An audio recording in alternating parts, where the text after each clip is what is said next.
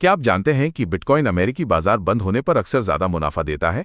इसी अनोखे पैटर्न को भुनाने के लिए निकोलस फाइनेंशियल ने एक नया आफ्टर डार्क ईटीएफ प्रस्तावित किया है जो रात में बिटकॉइन रखता है और अमेरिकी ट्रेडिंग घंटों के दौरान ट्रेजरी बॉन्ड में बदल जाता है। ये रणनीति बीटीसी के गैर अमेरिकी सत्र में ऐतिहासिक रूप से मजबूत प्रदर्शन का लाभ उठाती है, जो बिटकॉइन ईटीएफ बाजार की बढ़ती परिपक्वता और विशिष्ट निवेश दृष्टिकोण को दर्शाता है। विशेषज्ञों ने शिबा इनू में एक चौंकाने वाला पैटर्न देखा है जो आने वाले दिनों में बड़ी कीमत में उतार चढ़ाव का संकेत दे रहा है। पिछले 24 घंटों में 1 ट्रिलियन से अधिक शिब टोकन एक्सचेंजों में स्थानांतरित किए गए, जो जून के बाद से सबसे बड़ी वेल गतिविधि है, जिसमें 400 से अधिक बड़े लेन देन हुए। ये दर्शाता है कि बड़े निवेशक बाजार में बड़े बदलावों की तैयारी कर रहे हैं, जिससे शिब की कीमत में भारी अस्थिरता आने की संभावना है, जिसका असर आपके पोर्टफोलियो पर पड़ सकता है। क्या आप जानते हैं कि ब्लॉकचेन की पारदर्शिता ही संस्थागत अपनापन में सबसे बड़ी बाधा क्यों बन रही थी? अब सर्कल और एलियो ने मिलकर USDCX लॉन्च किया है। ये गोपनीयता केंद्रित स्टेबल कॉइन जो वित्तीय संस्थानों के लिए पारदर्शिता की अड़चन को दूर करने के लिए डिजाइन किया गया है। ये जीरो नॉलेज प्रूफ्स का उपयोग करता है, जिससे बैंक स्तरीय गोपनीयता मिलती है, बल्कि नियामक अनुपालन बना रहता है। माइनस ठीक वैसे ही जैसे एक गुप्त बही खाता जिसे केवल जरूरत पड़ने पर ही देखा जा सकता है। शीर्ष वित्तीय संस्थाएं अब सीधे ब्लॉकचेन पर आ रही हैं।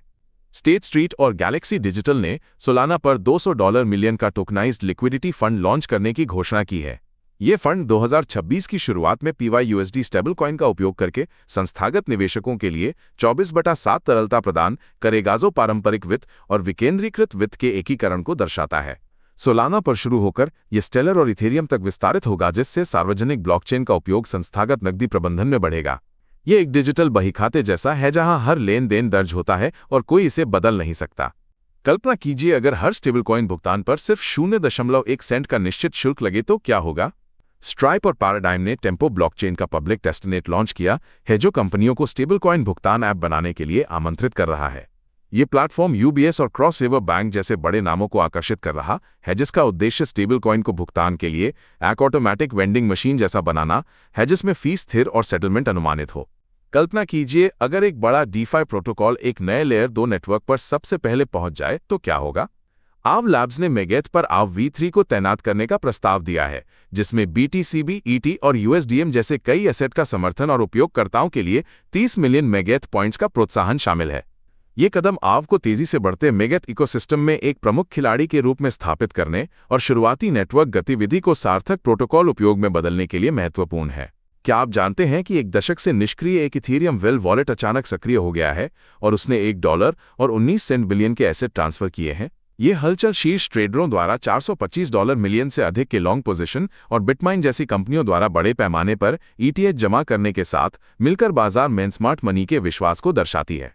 हालांकि FUSA के अपग्रेड और ETF प्रवाह जैसे कारक महत्वपूर्ण हैं, लेकिन स्टेक किए गए ETH की बढ़ती केंद्रीकरण विकेंद्रीकरण के लिए एक चुनौती बनी हुई है। क्या आप जानते हैं कि अमेरिकी स्पॉट बिटकॉइन ETF की औसत लागत $80,000 के करीब क्यों है और ये आंकड़ा बाजार के लिए क्या संकेत दे रहा है? ग्लासनोड डेटा के अनुसार अधिकांश ETF धारित बिटकॉइन अभी भी अवास्तविक लाभ क्षेत्र में हैं, भले ही हाल ही में मामूली पूंजी बहिर्वाह देखा गया हो। ये दर्शाता है कि लंबी अवधि की संस्थागत मांग मजबूत बनी हुई है और बिटकॉइन की कीमत संरचना अब खुदरा भावना के बजाय संस्थागत बैलेंस शीट से अधिक प्रभावित हो रही है।